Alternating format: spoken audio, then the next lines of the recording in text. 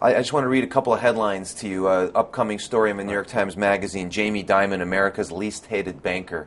New Yorker major profile, what good is Wall Street? You represent an industry that, to say the least, is out of favor in the court of public opinion.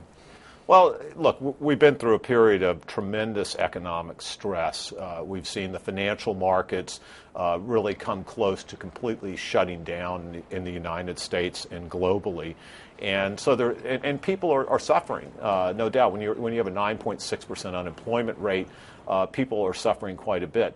And so there's no question that there's a lot of anger and distrust of all institutions, including the financial services sector, but also government and any other sort of known institutional sector. So that's something that we have to deal with. It's something that we have a responsibility to talk to the public, to talk to policymakers, to talk to the media about what the importance of having a strong financial market system in the United States is. No one disputes that capital formation is good, it's critical, it's motherhood and apple pie, but how do you deal with the high-level assertion that the securities industry not only hasn't done things right, but has done a lot of harm over the past, you pick the number, 20, 30, 40 years? First of all, I think that's a mistake. I think that's a complete misperception. I think if you look over the past 20 or 30, 40 years and you look at the level of economic growth in this country and the growth of personal income in this country and the standard of living growth in this country, much of that is attributable to the fact that we had a very strong capital formation system that was fueled by having a very strong financial market system. Now, that's not to say that you don't have periods of stress. You don't have periods like what we went through in the 2007-2008 period, and those were difficult times for everybody.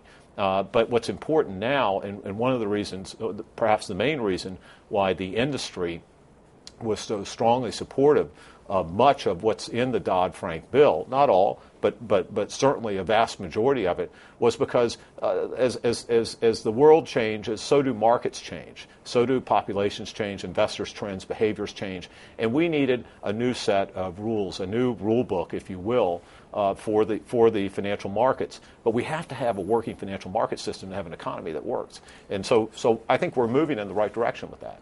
In the Dodd-Frank bill, which is going to take years for the regulations to be written, and you'll be very involved in that through your members, have we gotten those things? Will we have control over systemic risk, for example? I think we will have much more control over it today than we did in 2008. Why? What's one example? Well, I think one example will be is that you've created a body, principally within the Treasury Department, but bringing together all of the important functional regulators that cover everything from the capital markets through the SEC to the banking system through the Federal Reserve and the Office of Comptroller of the Currency and the FDIC.